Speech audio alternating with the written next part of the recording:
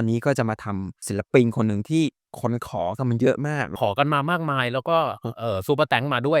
ก็เลยไหนๆก็ไหนๆแล้วถึงเวลาเหมาะสมแล้วก็คือ Nas นั่นเองนะครับถ้าพูดถึงตำนานแห่งฮิปฮอปเนี่ยโอ้โฮหลายคนก็จะนึกถึง Tupac ครับ Biggie P Diddy ครับนะครับแต่ถ้าถามว่าใครคือคนที่แรปดีที่สุดชื่อของ Nas เนี่ยจะต้องติดโผขึ้นมาแน่นอน ท็อป5คลิปเนี้ยเราจะพาไปรู้จักกับแรปเปอร์ตัวพ่อจาก Queen ที่ไม่ใช่แค่สร้างเพลงอย่างเดียว เขาสร้างประวัติศาสตร์ในวงการฮิปฮอปขึ้นมา จากอัลบั้มในตำนานเนี่ย Illmatic โอ้โฮโอ้โฮที่ถูกยกย่องว่านี่คือ GOAT อัลบั้มที่ดีที่สุดตลอดกาลของฮิปฮอปเท่าที่โลกใบนี้เคยมีมาอืมนะครับแล้วก็ไปคว้ารางวัล Grammy ในขณะนั้นนี่วัยประมาณเกือบ50แล้วนะเฉียด50แล้วอะโอ้โฮคือไม่เป็นตำนานไหวใช่ทีเนี้ย อาถ้าพร้อมแล้วก็อย่าลืมกดไลค์กด Subscribe ให้กับพวกเราด้วยนะครับแล้วก็ฝากแชร์คลิปนี้ด้วยนะจ๊ะแล้วก็มาเป็นเมมเบอร์ชาวช่องของพวกเราได้นะครับเปิดตำนานกันเลยคือ Nas หรือ Nasir bin Oloudara Jones นะครับเกิดวันที่14กันยายน1973เขาเกิดที่บรุกลินแล้วก็ไปเติบโตที่ Queensbridge Houses เหมือนเป็นพรอเจกต์เรียกว่าอะไรแฟลตเอื้ออาทรประมาณนั้นในย่านควีนนะครับก็เส้นทางในวงการเริ่มตั้งแต่ปี91อือฮึและนับตั้งแต่นั้นมานี่คือไม่มีคำว่าแผ่วเลยออกอัลบั้มนี่ขึ้นหิ้งต่อเนื่องยอดขายทะลุรวมมากกว่า30ล้านแผ่นทั่วโลกแล้วก็ยังได้อัลบั้มระดับ Platinum แบบรัวๆถึง8ชุดติดเอาดิ MTV นี่เคยยกให้เป็นอันดับ5นะในลิสต์ Greatest MC of All Time ก็ประมาณแบบแรปเปอร์ที่ดีที่สุดตลอดกาลก็คือในช่วงของปี2006 MTV มันจะจัดทุกปี Nas นี่ก็ติดอันดับ5ปีอื่นก็ติดเหมือนกันแต่ไม่แน่ใจว่าอันดับไหนแต่ว่าอันดับ5นี่ก็คือปี2006นะครับอันดับ1นี่รู้สึกนี่ Jay-Z แล้วก็ The Source ยกให้เป็นอันดับ2ใน Top 50 Releases ก็คือนักแต่งเนื้อเพลงที่ดีที่สุดแต่งเนื้อนะไม่ใช่นักดนตรีครับอันดับ2นะครับเออในปี2012อือฮึซึ่งอันดับ1ก็เป็น Rakim ใครนะ Rakim นี่ที่เคยอยู่เชลซีไง ไม่ใช่อันนั้น Raheem อ๋อนะครับRakim นี่คือเป็นตำนานทางฝั่ง East เป็นแบบโอ้โฮรุ่นเบอร์ต้นเบอร์แรกๆของฝั่ง East อันดับ2เป็น Nas แล้วก็อันดับ3เป็น Biggie อือฮึแล้วก็4ก็เป็น Jay-Z อันนั้นคือ The Source ที่เขาให้อือฮึนะครับก็คือ Nas เนี่ยไม่ได้ดังแค่ในชาร์ตคือจะบอกว่าทั้งแฟนเพลงทั้งนักวิจารณ์นี่คือยอมรับอืมในฝีมือของ Nas เนี่ยตั้งแต่เริ่มเลยแล้วก็ยืนระยะได้แบบไม่เคยหลุดท็อป นอกจากแรปแล้วเนี่ยเขายังเป็นนายห้างด้วยเจ้าของค่ายด้วยนะครับก็คือค่ายเพลง Mass Appeal Records อือฮึแล้วก็ร่วมหุ้นทำนิตยสาร Hip Hop ชื่อดังชื่อ Mass Appeal เหมือนกันแล้วก็อืมลงทุนในหลายธุรกิจที่ทำเงินมหาศาลเดี๋ยวเราก็จะมาเล่าให้ฟังแบบเต็มๆในช่วงท้ายคลิปนี่แหละอะฮะ ก็ไม่พลาดนามสไตล์ช่องเราก็คือเราก็อยากรู้ว่าเขารวยยังไงบ้างต้นกำเนิดทางดนตรีต้นกำเนิดทำดนตรีของ Nas ก็มาจากพ่อก็ได้เชื้อพ่อมาก็คือ Oludara เนี่ยเป็นนักดนตรีแจ๊สบลูอาก็เป็น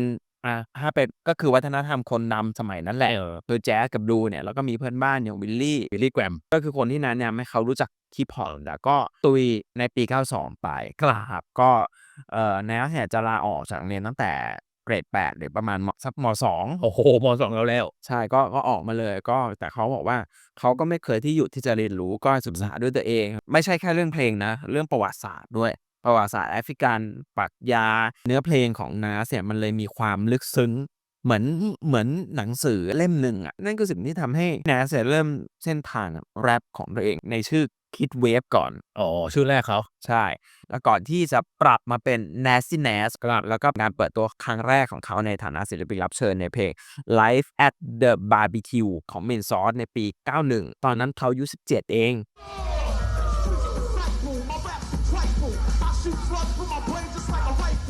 ก็เหมือนไปรับเชิญ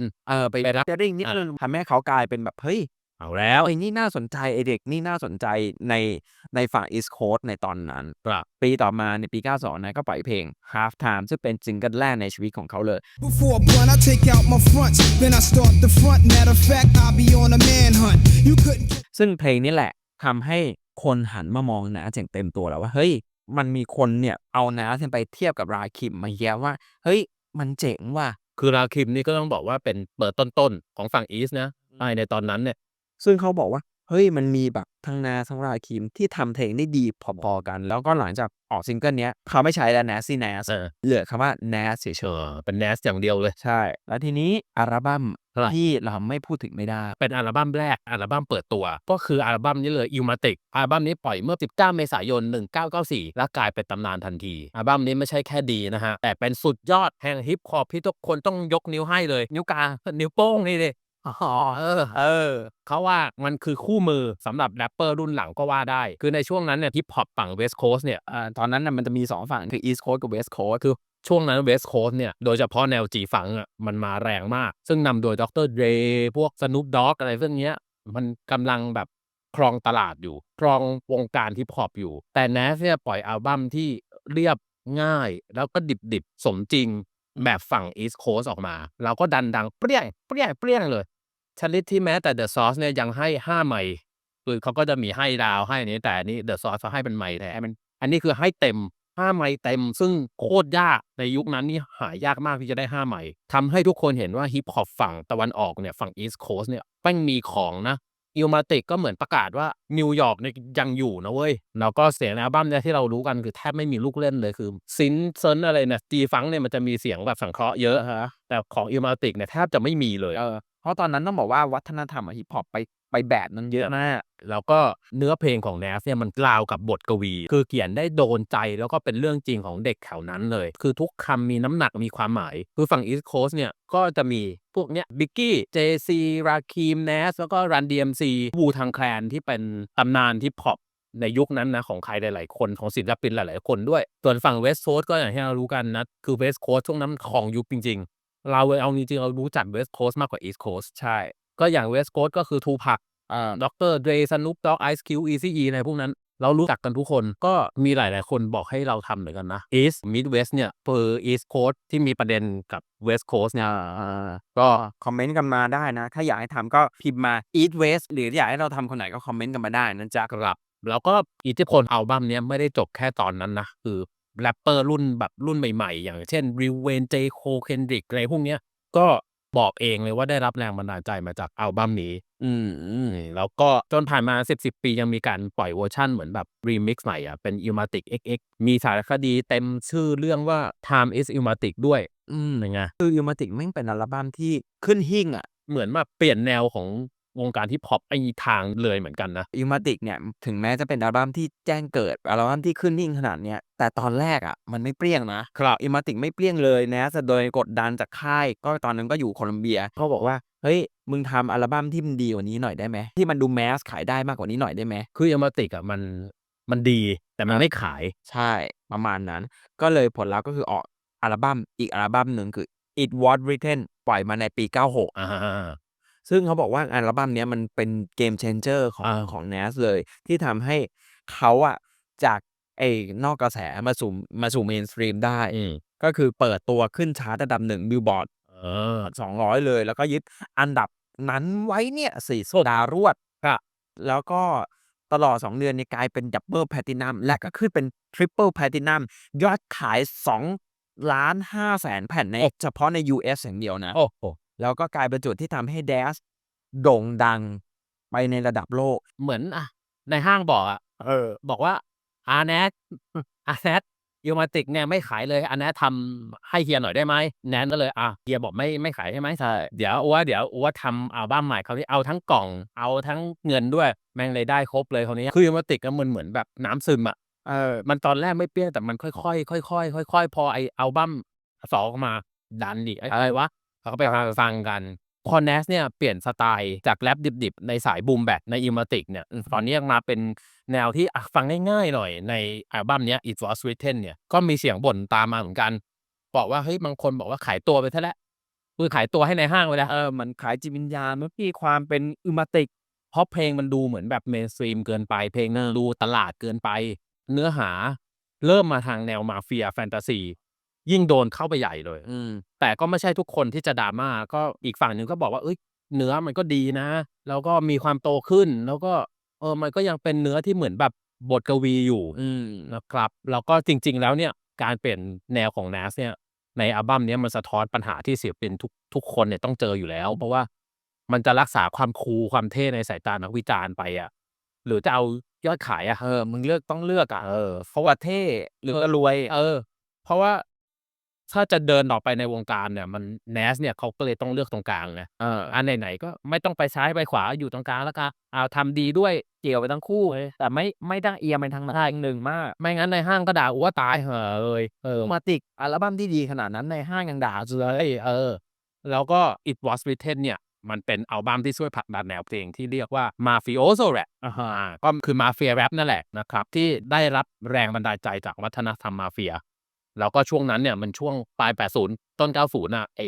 หนังมาเฟียโหดังไอ้เนี่ยปาซาเทอร์ดอนคาริโอเน่อะไรเงี้ยแล้วก็สกาเฟสแล้วก็อะไรนะกู๊ดเฟลล่ามันดังไอแนวเนี้ยก็เล่าเรื่องแก๊งสเตอร์เล่าเรื่องชีวิตมาเฟียความหรูหราที่กำลังมาแรงในยุคนั้นด้วยคือเอาไปผสมกับเพลงด้วยสร้างลุคให้มันดูเหมือนมาเฟียนิดหน่อยดนตรีมันก็จะผสมมีแจ๊สเล็กน้อยกลิ่นอย่างนั้นในอัลบั้ม It Was Written เนี่ยก็ยังมีเพลงอย่าง Street Dream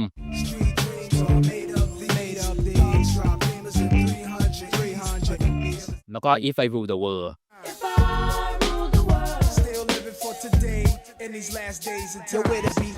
ถ้าใครอยากฟังแนวไอ้มาเฟียแรปเนี่ยก็ฟังเพลงนี้นี่แหละมีฟันแฝดนิดนึงคือ Mafioso Rap เนี่ย Cool G Rap เป็นผู้บุกเบิกที่ชอบแนวเนี้ยแนวแบบ old school นิดหน่อยแล้วก็มีกลิ่นของแจ๊สนิดหน่อยเพลง Cool G Rap นี่ดีนะ I'm right in front of my front steps, thinking of a plan, looking like Raggedy Ann or throwing hand, kicking a can, thinking. ฟังเพลิน ชอบเพลงไหนก็คอมเมนต์กันมาได้ ได้สรุปก็คือจะบอกว่า Nas เนี่ยมันไม่ได้แค่แบบไม่ได้แค่ขายได้แต่ทุกคนเนี่ยบอกว่าเขาเนี่ยอยู่ได้ทั้งสองฝั่งแมสก็อยู่ได้ฝั่งนิชก็อยู่ได้ต่อมาก็เป็นศึกแต่ก่อนมันจะมีอีสต์ตีกับเวสต์มันตีกันไกลไป นะก็เลยบอกว่าเฮ้ยตีกันในอีสต์เองแล้วกันนะ แล้วปัญหาของพวกแรปเปอร์ตีกันก็คือเรื่องอะไร ใครเก่งกว่า แย่งความเป็นหนึ่งใครจะเป็นคิง ใช่ก็ตีกับใครที่คู่ควรในเวลานั้นก็คือ JC นั่นเอง ตอนนั้นเนี่ยแน็กออกมาแล้วใช่ไหมออกมาสายอัลบั้มแล้ว JC ก็เพิ่งมาเปรี้ยงไปนานคือเอาง่ายๆคือเหมือนแบบ JC เป็นเด็กรุ่นหลังแล้วก็ถ้าพูดถึง Nas นะพี่ว่าไอ้ประเด็นเนี้ยไอ้เรื่องเนี้ยต้องมี ใช่ ก็คือในปี 2001 เนี่ยก็เป็นศึกดิสกันระหว่าง Nas กับ JC ซึ่ง JC เริ่มก่อนปล่อยดิสมาคือ Take Over นี่ก็ตำนานเหมือนกันใช่ในอัลบั้ม Blueprint นะครับก็เขาเรียกว่าจิกแล้วกันไม่ได้ด่ารุนแรงก็จิกก่ว่าวิจารณ์ผลงานของ Nas ว่าแบบมึงยังใช้อิมาติกหาแดกอยู่เลยมันผ่านไปจะ10 ปีนะแล้วก็แบบ Nas จะตกยุคไปแล้วอะไรประมาณนี้แล้วก็มึงออกอัลบั้มมามันก็ไม่เปรี้ยงเท่าเดิมหรอกยังไงมึงก็ตกยุคไปแล้ว I know you listen non-stop but along with celebrity comes about ครับแล้วก็ Nas ก็เฮ้ยไม่ได้หรอกมึงรุ่นไหนวะเด็กมาหางก็เลยต่อกลับด้วยเพลง Ether โอ้โหซึ่งอันเนี้ย JC คือโดนจนเกิดวลี Getting Ether ก็เป็นการเป็นศัพท์แสแลงของชาวฮิปฮอปโดนฉีกหน้าแบบหยัดเยิน Stupid when KRS already made an album called Blueprint first. Biggie's your man, then you got the nerve. คือตอนนั้นไอ้เพลงที่ JC ออกมา Take Over ว่าเจ๋งแล้วนะเจอ Ether นี่มาเงิบใช่คราวนี้โอ้โหก็เลยแบบพี่ยังไม่ตกยุคอีกเหรอครับแล้วผมมองว่า Ether มันไม่ใช่แค่เพลงดิสธรรมดามันเหมือน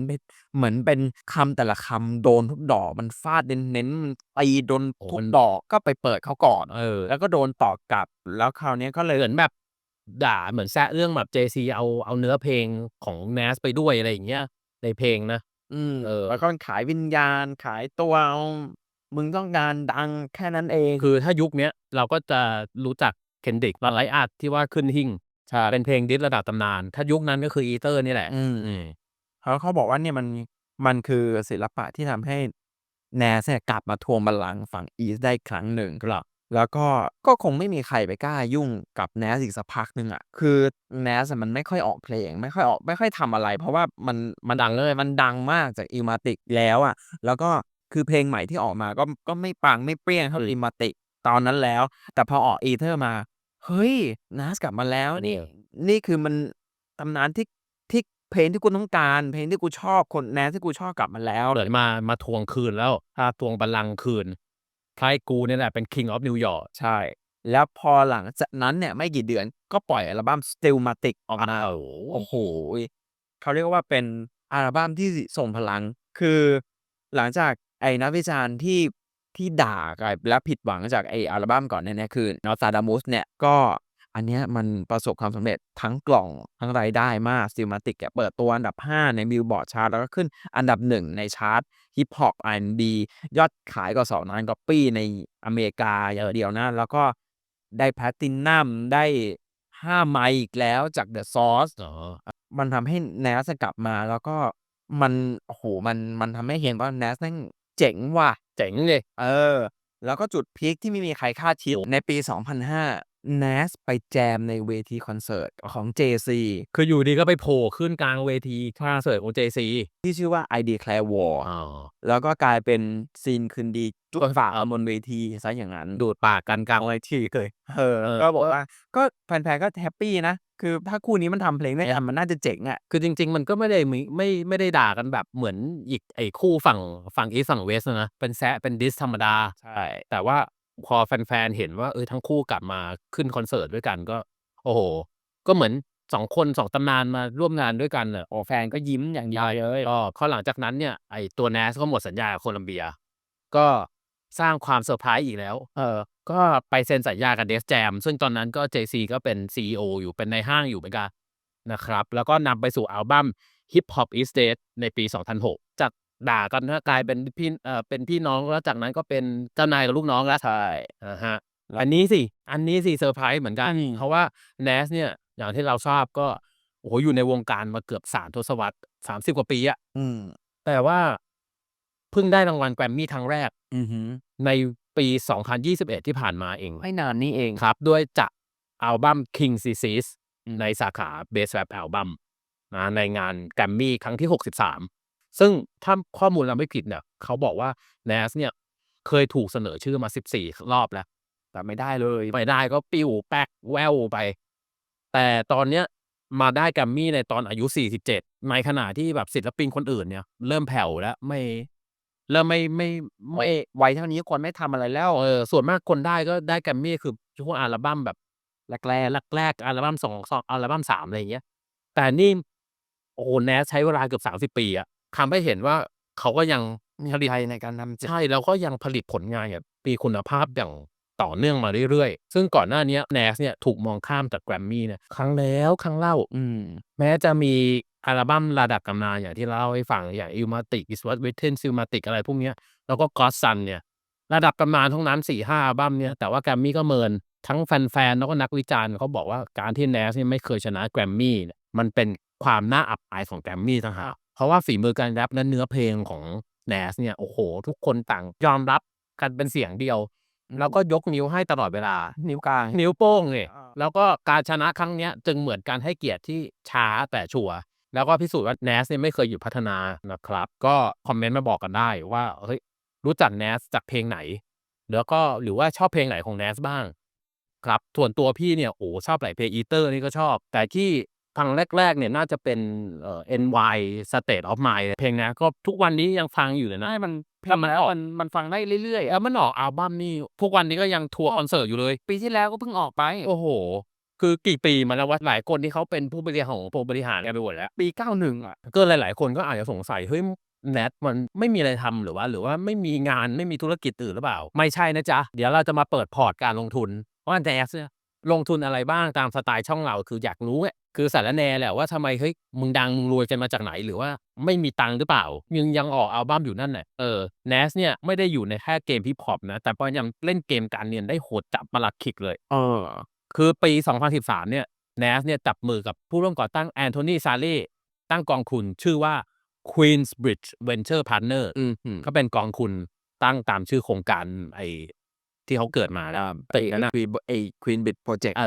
ก็กองทุนเนี้ยเขาบอกว่าเน้นลงทุนใน Tech Startup ที่ตอนนั้นเนี่ยยังไม่มีใครมองเห็นอนาคตเขาบอกว่าวงทุนตอนนั้นในกว่า150 บริษัทนะก็มีร่วงบ้างขึ้นบ้างดีบ้างเพราะว่า Startup เราอย่างที่เรารู้อะถ้าจะไปมันก็ไปเลยถ้าจะพุ่งก็พุ่งถ้าจะร่วงก็คือหมดตัวนะครับแต่สุดท้ายเนี่ยบริษัทที่เขาลงทุนเนี่ยกลายเป็นยูนิคอร์นที่เราเห็นบนหน้าจอโทรศัพท์เนี่ยโอ้เยอะมากๆอันแรกเลย ชื่อ Ring เป็นบริษัทกล้องวงจรปิดอัจฉริยะตั้งแต่ปี 2014 อือฮึ Amazon ซื้อไปในราคา $1,000 ล้าน ในปี 2018 ครับผม 4 ปีเท่านั้นเอง ครับทำให้ NAS เนี่ยเขาบอกว่าได้กำไรหน่อๆไป40 ล้านเท่านั้นเองโอ้โฮอันที่ 2 คือ Coinbase Coinbase นี่คือเหมือน Binance อะถ้าเกิดใครเป็นสายคริปโตน่าจะรู้จัก Binance Bitcup อะไรอย่างเงี้ย Coinbase ก็เป็นแพลตฟอร์มเทรดคริปโตฝั่งนู้น อะฮะ นะครับก็เข้าไปลงทุนตั้งแต่ปี 2013 ตอนนั้นก็มูลค่าแค่143 ล้าน อือฮึ แต่พอ Coinbase เนี่ย IPO เข้าตลาดหุ้นเท่านั้นแหละ ในปี 2021 มูลค่าเนี่ยพุ่งไปถึง 8,000 ล้าน ก็กวาดกำไรไปแบบจุกๆ เจ็บๆจ้ะ อืม โอ้โฮแล้วก็ PillPack PillPack นี่ก็เป็นเหมือนสตาร์ตอัปร้านขายยาออนไลน์ อืม ไม่ใช่ยาแบบนั้นนะ อันนี้คือยารักยาร้านยากรุงเทพไม่ใช่ยาแบบ ฟาร์มาซีนะ ฟาร์มาซี ช่องเราแม่งชอบเป็นยาแบบนั้นตอนเขาบอกว่าตอนนั้นเนี่ย NAS ลงทุนไป 8.8 ล้าน แล้วก็ Amazon ก็ซื้อไปอีกในราคา 1.2 พันล้านก็กำไรอีกทีเสีย เออ อีกอันหนึ่งอันนี้ Lyft Lyft นี่ก็คือเหมือน Uber อะเป็นคู่แข่งของ Uber ตอนนั้นเขาบอกลงทุนในรอบซีรีส์ 4 ก็เป็นรอบหลังๆแล้วก็อาจจะแพงหน่อยกว่านี้ ตอนนั้นน่ะมูลค่าบริษัทเนี่ยอยู่ที่275 ล้าน อือฮึ ณวันนี้นะ Lyft มีมูลค่ามากกว่า 7,000 ล้านแล้ว NAS ก็กวาดกำไรไปอีกจ้ะแล้วก็อีกอันหนึ่ง Dropbox NAS เนี่ยเข้าไปลงทุนรอบซีรีส์ B นะครับตอนนั้นก็ Dropbox ก็เป็นสตาร์ตอัปเล็ก อือฮึ ๆแล้วพอเข้าตลาดหุ้นเท่านั้นแหละ มูลค่าหุ้นก็พุ่งไปหลายเขาเรียกว่าหมื่นล้านหมื่นล้านประมาณนั้น แล้วก็ Robinhood นี่ไม่ใช่แอปส่งข้าวนะ ไม่ใช่ของบ้านเราไม่ใช่ Robinhood นี่คือเป็นแพลตฟอร์มลงทุนการลงทุน ครับ ก็เหมือนแนวDime แนว InvestX อะก็เป็นลงทุนเทรดหุ้น เป็นแอปเทรดหุ้นของทางฝั่งอเมริกาเขา NAS ลงเงินในรอบเริ่มต้นเหมือนกัน อันนี้ Non Early เหมือนกัน ก็ตอนนั้นมูลค่า 66 ล้าน ปัจจุบันก็ Robinhood ตอนนี้นะล่าสุดก็มูลค่าต่อ1หุ้นนี่คือตีซะว่า$100ต่อ1หุ้นนะ ตอนนี้เขาก็บอกว่ามีมูลค่ามากกว่า 20,000 ล้านเข้าไปแล้วว่า20,000 ล้านเหรียญ อีกอันหนึ่งอันนี้หลายคนน่าจะรู้จักกันมั้ง Genius เนี่ยก็เป็นเว็บให้วิเคราะห์เนื้อเพลงเนื้อเพลงต่างๆที่เราวิเคราะห์กันก็เอามาจากไอ้เว็บนี้แหละ Genius เนี่ยแล้วก็ลงทุนในรอบแรกเหมือนกัน ปัจจุบันก็มีมูลค่ามากกว่า150 กว่าล้านแล้ว อือฮึ นะครับอันนี้คือพอร์ตลงทุนของ Venture Capital เขานะ ส่วนหนึ่งนะ แล้วก็ยังมีรายได้แหล่งอื่นๆ ก็อย่างลิขสิทธิ์เพลงดนตรีอะไรพวกนี้ ค่าทัวร์ค่าอัลบัมอะไรต่างๆนานา เพราะNASก็ยังทัวร์อยู่เรื่อยๆ อัลบั้มใหม่ก็ออกเรื่อยๆ ก็เห็นก็ยังทัวร์อยู่ปีนี้ก็ยังมีทัวร์อยู่ ใช่ passion แรงมาก สุดๆ แล้วก็อสังหาก็มีบ้านที่นู่นที่นี่บ้านในนิวยอร์กแน่นอนมา LA ก็มีในสารพัดที่ แล้วก็มีแบรนด์สปอนเซอร์ต่างๆ Nike อะไรอย่างเงี้ยแล้วก็มีรายได้อื่นๆ เขาบอกว่า เพลงอีก เขาบอกว่า Net Worth มูลค่าทรัพย์สินของเขาเนี่ยตีแล้วนะน่าอยู่ที่จะประมาณ 70-80 ล้าน น่าจะเกินนะ ก็ถ้าประมาณนั้นแหละ ที่คิดว่านี่คือศิลปินที่มีชื่อเสียงตั้งแต่ปี 91 จนถึงตอนนี้ปี 2025 30 กว่าปี ยังคงความอมตะได้ living legend ของแท้ คือเอางั้นตรงๆรุ่นเดียวกับเขาว่าตอนนี้เขาเกษียณไปแล้ว หรือไม่ก็ไปทำอย่างอื่นเป็น เป็นเจ้าของค่ายเพลงไปดูเบื้องหลังไม่ได้อย่างอะไร อย่าง JC ก็ไม่ได้ออกอะไรแล้วเขาก็เป็นในห้างไปเป็นนักลงทุนอะไรกันไป ใช่ใช้เงินทำงานมันงานเองแล้ว แต่ถามว่า NAS ลำบากไหมไม่ได้ลำบากนะ แต่กูยังรักในการ ใช่ ร้องเพลงในการทำเพลงอยู่ passion เขาสูงมากในการทำเพลง แล้วก็นี่แหละครับคือ NAS living legend นะครับที่ทุกคนขอมานะครับก็ขอบคุณซุปเปอร์แตงนะครับเราทำให้แล้วเราจัดให้แล้วนะครับ NAS หวังว่าจะอิ่มจุใจกันแล้วก็ฝากกดไลค์กดแชร์กับคลิปนี้ด้วยนะครับเป็นกำลังใจให้พวกเราด้วยนะแล้วก็คิดเห็นกันยังไงชอบไหมอยากให้ทำมุมไหนเพิ่มเติมของ NAS หรือคนไหนเพิ่มเติมก็คอมเมนต์เข้ามาได้แล้วก็ซุปเปอร์แตงเข้ามาได้นะจ๊ะอย่างคลิปนี้ก็อย่างที่บอกไปก็ซุปเปอร์แตงเข้ามาแล้วก็จัดให้นะครับแล้วก็ถ้าชอบแนวนี้ก็กดไลค์กดแชร์เป็นกำลังใจให้พวกเราด้วยนะครับแล้วก็ฝากมาเป็นเมมเบอร์ชาวป๊อปคอร์นกันเยอะๆนะครับก็ขอบคุณชาวป๊อปคอร์นที่มีอยู่คุณเวฟเอ็กคุณเล็กไปโตคุณบูวายคุณอภิสิทธิ์555คุณมิสมินิมิคุณเจชานนท์คุณก้าคุณอาซาคาแล้วก็คุณบูดดี้เดฟนะครับก็ขอบคุณมากๆนะครับก็มาสมัครเป็นเมมเบอร์ชาวช่องกันเยอะๆนะครับพวกเราจะได้มีกำลังใจทำคลิปกันต่อไปนะครับแล้วก็เดี๋ยวเจอกันใหม่คลิปหน้าจะเป็นอะไรฝากติดตามกันด้วยนะจ๊ะบ๊ายบาย